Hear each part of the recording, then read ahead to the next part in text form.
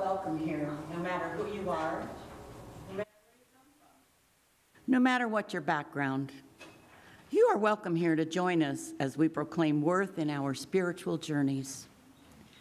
You are welcome to join us as we sing songs that uplift our very beings. You are welcome to join us in community as we learn, live, and love together. All are welcome as we worship that which gives us each meaning and value. No matter what you call this building, this hour, or this gathering of people, we worship as one body, illuminated by the light of the chalice. And our chalice illuminator this morning is Keen Clay, and he's working with a brand new tool that Mary provided us. This is high-tech. High-tech tool. I'm not sure.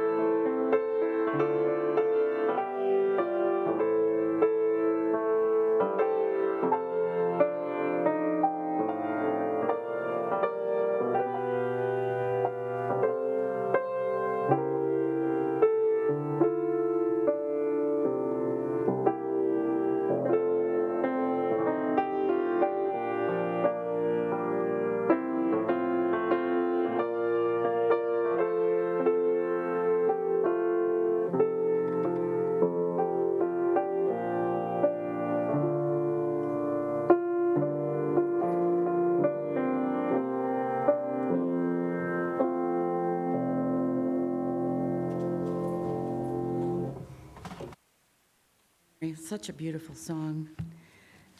So our chalice is lit.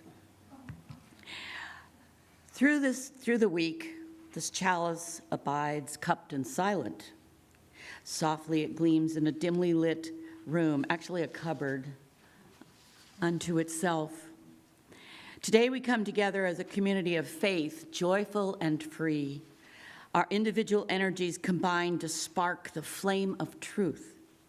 May we each draw strength for the other, and like the chalice, may we be bathed in the fire of commitment to social justice, equity, and peace. So, good morning. Good morning. Thank you.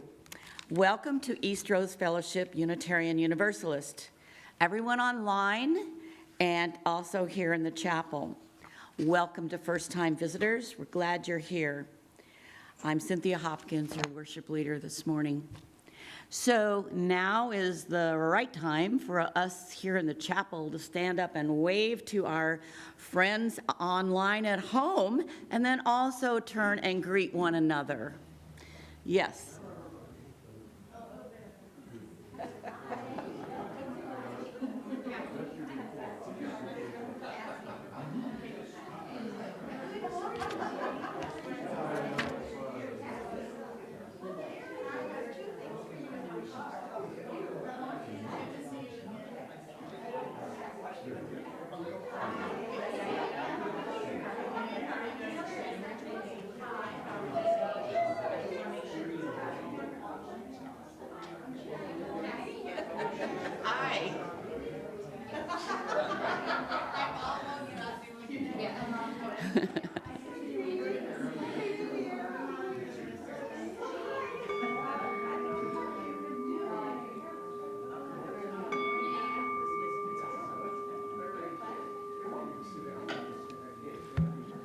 I know it's different for you all online, but here in the chapel, they're kind of an unruly group, you know, and I have to gong them back. Yay!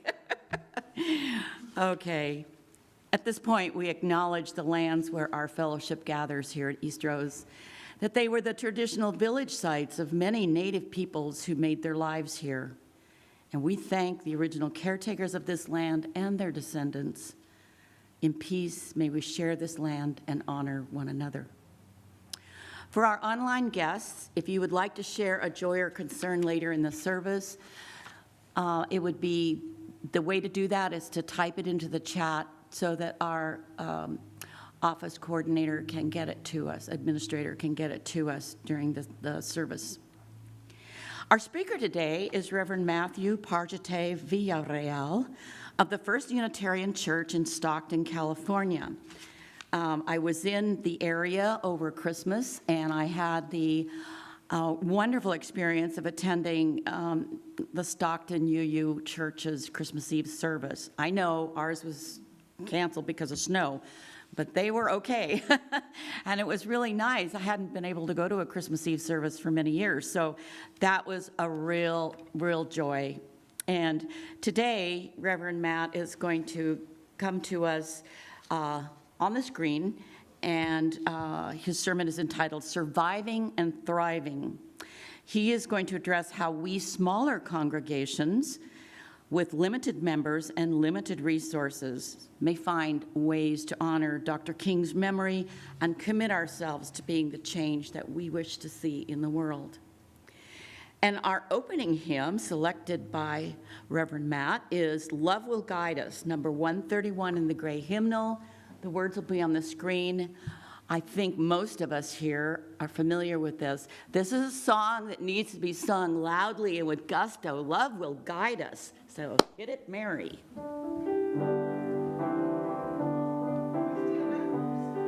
Oh, please stand. Sorry.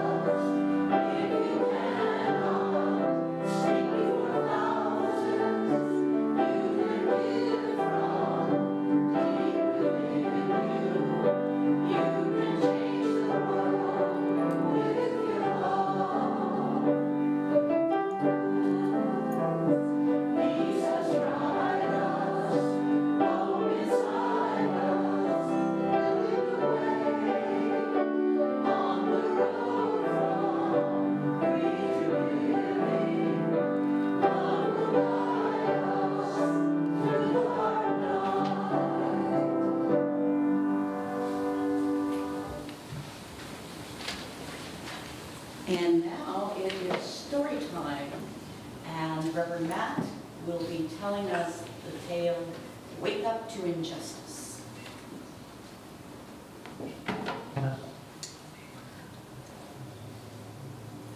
Good morning. Can everyone hear me okay? Yes. Excellent.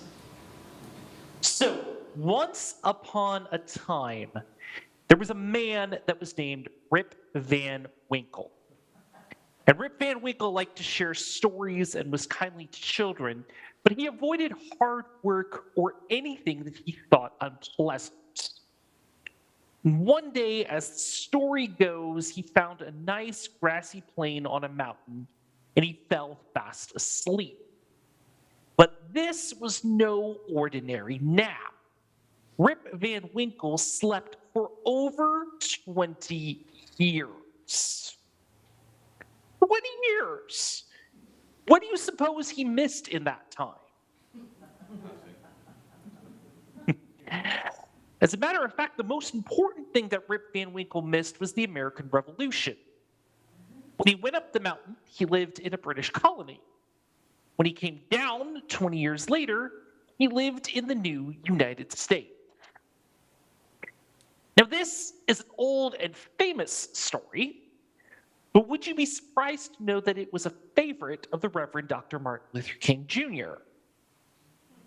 It's one that he actually told a lot, and as a matter of fact, he told it to a huge crowd of Unitarian Universalists in 1966. He talked about the civil rights movement and urged all those who heard him to wake up. Not only sleep through the big changes that were happening all around as Black people and their supporters worked to gain equality rights.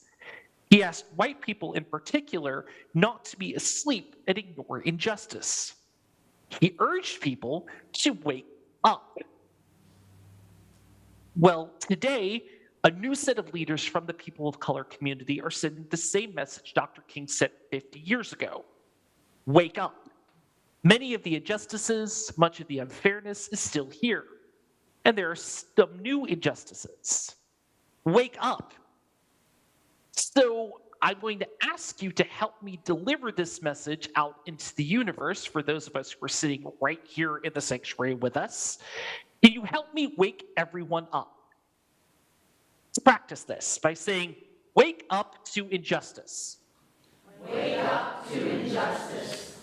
That's good, but let's try and do it a little bit louder.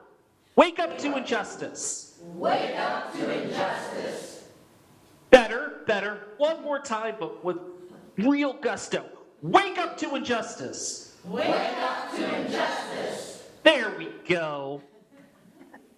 And many people who have not been paying attention, who have been asleep, are waking up to injustice thanks to these new young leaders. And we're going to talk more about that later on in the sermon. Thank you all for listening to me, and thank you all for helping us wake ourselves up.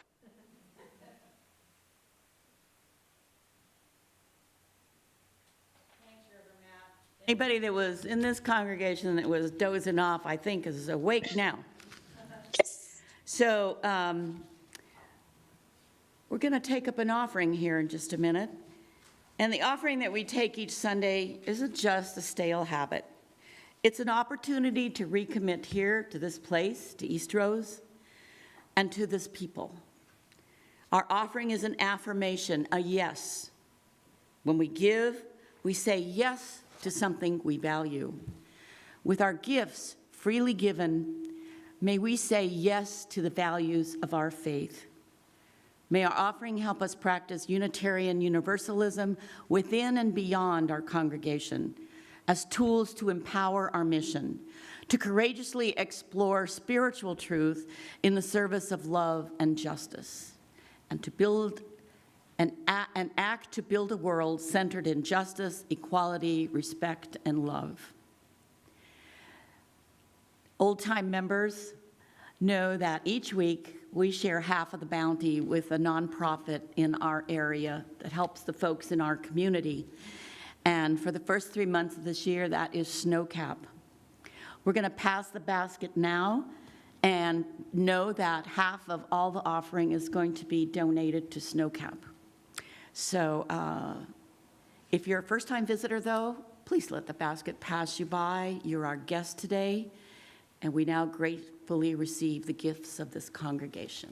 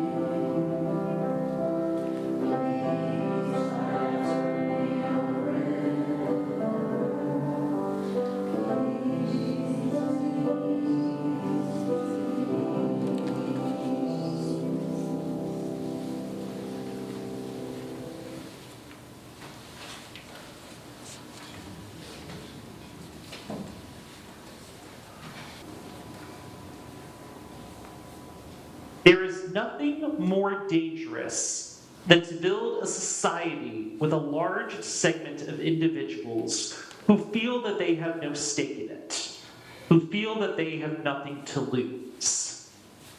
These are the people who will riot. These are the people who will turn their ears from pleas for nonviolence. For the health of our nation, these problems must be solved.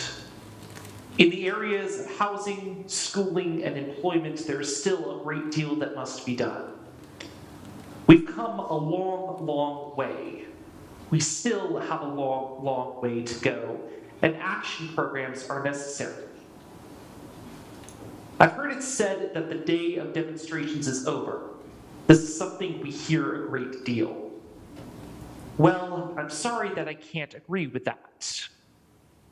I wish that I could say the day of demonstrations is over, but as long as these problems are with us, it will be necessary to demonstrate in order to call attention to them. I'm not saying that a demonstration is going to solve the problem of poverty, the problem of housing, the problem that we face in the schools. It's going to take something much more than a demonstration, but at least the demonstration calls attention to it. At least the demonstration creates a kind of constructive crisis that causes the community to see the problem and causes a community to begin moving toward the point of acting on it.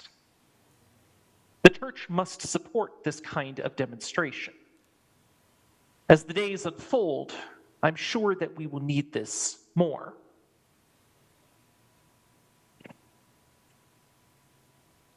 If you have ever visited another UU congregation, and it was not made immediately apparent to the greeter at that congregation that you were a fellow UU, it is likely that you probably received one of the ubiquitous rainbow bookmarks displaying our 7 or 8, depending on the congregation, principles.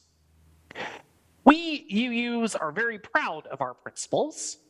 Next to the flaming chalice, it is the one thing that most people from other denominations know about us. And it has become such a point of pride that it is one of the many things that prospective ministerial candidates are required to memorize and know by heart. But how many of you know the 6 sources of our living tradition from memory? Anyone? Anyone? Bueller. For those who are curious, or like me, and it will bother and eat away at them until they pull out their phones and look it up, they are direct experience of the transcending mystery and wonder affirmed in all cultures, which moves us to a renewal of the spirit and an openness to the forces which create and uphold life.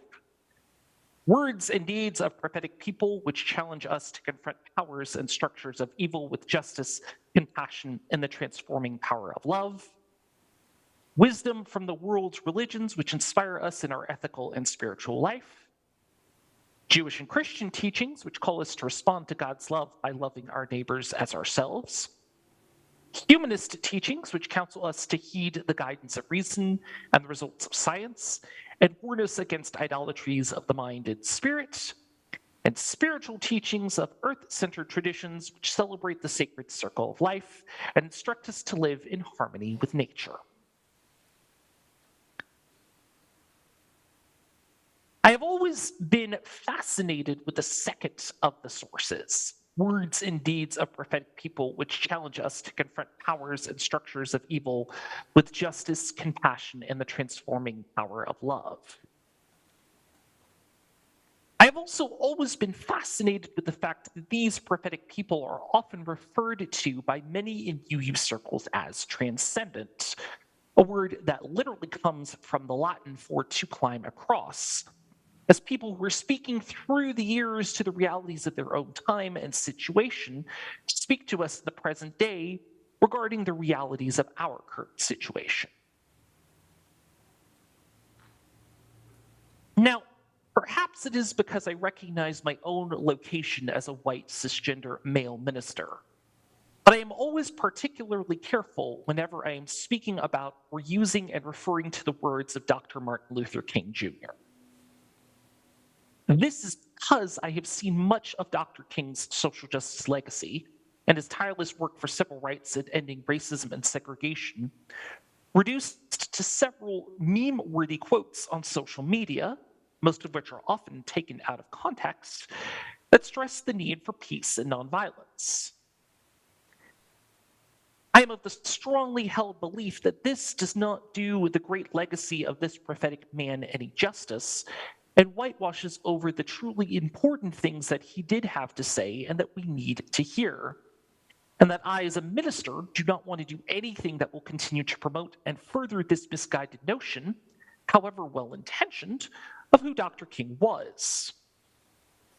Someone who was so committed to the cause of what he was fighting for that he lost his life as the result of an assassin's bullet deserves to be honored in such a way as to be truly heard and listened to.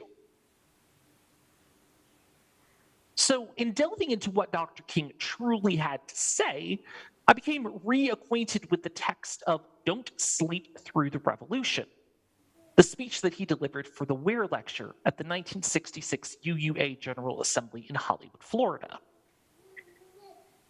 The Unitarian Universalist Association had only been in existence for 5 years and was eager to show its support for the cause of racial justice that had been consuming the nation at that time, especially in light of the Civil Rights Act that had just been passed in 1964. Dr. King was introduced by UUA President Dana McLean Greeley that evening with the words, quote, "Preacher, reformer, citizen, man of peace, lover of justice, in any history he will be appraised as one of the truly great men of this century. We offer him not only our respect, but our love and our loyal support." The irony of those words rings true for anyone who is familiar with UU history. 2 years after this speech, Dr. King would be assassinated by a white supremacist at the age of 39. And 2 years after that, at the 1970 UUGA in Columbus, Ohio, a financially struggling UUA would vote to withdraw its support from all causes related to Black empowerment, causing many Black UUs to leave the denomination and never return. An unfortunate legacy whose effects still linger to this day. But what struck me as I read Dr. King's Weir Lecture, from which the reading at the beginning of the sermon was selected, is how truly transcendent Dr. King's words are. While it is true that Dr. King was speaking to a particular group of UUs during a particular time in our nation's history, many of the things that he spoke then speak directly to the realities of our society to this day. This is especially true for those of us living in my community of Stockton, California. We are all too aware of the disparities in housing, schooling, and employment that continue to affect our neighborhoods and communities, especially the people of color who comprise the majority of Stockton's population. We are aware of the necessity of action programs to combat the poverty, economic deprivation, and social isolation that we see within our city. We are aware that we as a church that says time and time again that we side with love and sings that love will guide us, have all the ability in the world to embody Dr. King's words by moving out beyond our church walls onto our streets and into the arena of social action. The truth is that in order to truly embody the words and the legacy of Dr. King, we need to have them be our mission and vision for social justice in the here and now. We cannot and should not leave his words in 1966, but bring them into 2023 and use them as our guide to how we address social justice and marginalization in our own community, of which we are an integral part, and must be an integral part in finding any solution to these and other greater systemic issues. The transition from hypothetical to practical can often be one that is easier said than done. But the first step that is necessary for us to take, especially as members of smaller congregations that could easily get caught up in the fact that we do not have as many available resources as other larger congregations, is getting out into our communities and forming partnerships with community organizations that are already doing the work that we are looking to achieve, be it in Stockton or Gresham. It is important that we have those deep conversations with those in affected communities and those who are working in them so that we truly understand what is at stake. And although we may not understand the systemic issues that affect these communities, we can understand the effects of marginalization and relate to instances of being marginalized in our own lives. The word marginalization is defined as treatment of a person, group, or concept as insignificant or peripheral. Insignificant means too small or unimportant to be worth consideration. And peripheral means pushed to the side so it cannot be seen or acknowledged. As much as we may not like to admit it, we have all experienced situations where we have been made to feel small and unimportant by others. We know what it feels like to be pushed to the side and disregarded. And once we can understand and connect with that feeling, we can understand and empathize with how others from communities that are not our own feel. And as people who believe and profess in the inherent worth and dignity of every person, we can use that to form our mission of how we approach social justice and advocacy in ways that can truly begin to make a difference. We could also take this mindset with us as we go to our local polling stations and consider which candidates and ballot initiatives we put our votes behind. We have seen, especially with recent elections in Georgia, how there is power in mobilization at the polls. And this is a power that we can harness regardless of whatever sized congregation or community that we may come from. I always keep going back to the quote from Maya Angelou. My mission in life is not just to survive, but to thrive. We who are members of smaller congregations have spent so much of our histories trying to survive and establish our churches as institutions in our community. And the fact that we have succeeded and our congregations are there for us in the community is something that deserves to be celebrated. The question that I want to ask, which I want us to ponder, is how do we thrive? How do we, as people who come from a universalist heritage of believing that we are not free until all others are free or have the same access to freedom, go into the world beyond the church walls to make a difference and to make sure that others can thrive just as we do? For me, Dr. King's words to the UUA in 1966 are just as true today as they were then. I believe that the church needs to get out truly into the world of social action and allow that love to truly guide us in a way that we can begin to make an impact not just for ourselves, but for future generations in our beloved community to come. May it ever continue to be so. Blessed be. Amen. Shalom. Assalamu alaikum. Namaste. Thank you all so much. Is another one that is well known, but maybe we don't know we don't sing it very often. It's Lift Every Voice and Sing, number 149, if you want to follow in the hymnal, and the words will be on the screen.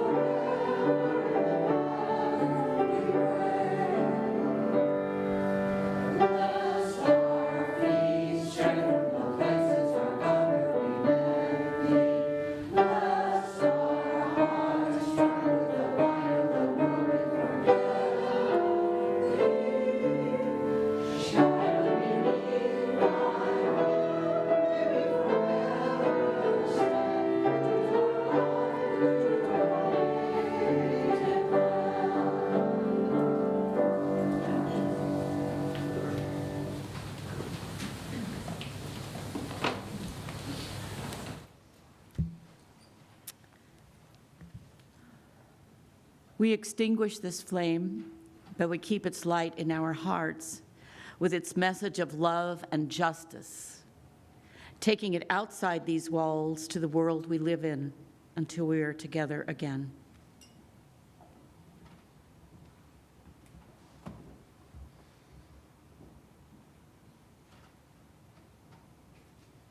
May we see all as it is, and may it all be as we see it.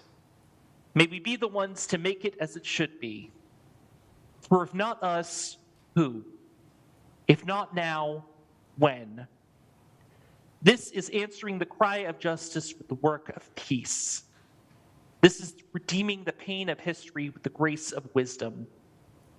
This is the work we are called to do, and this is the call we answer now. To be the barrier and the bridge, to be the living embodiment of our principles, to be about the work of building the beloved community, to be a people of intention and a people of conscience. Our service has ended, but my friends, your service has just begun. Go in peace, go in joy, go in love.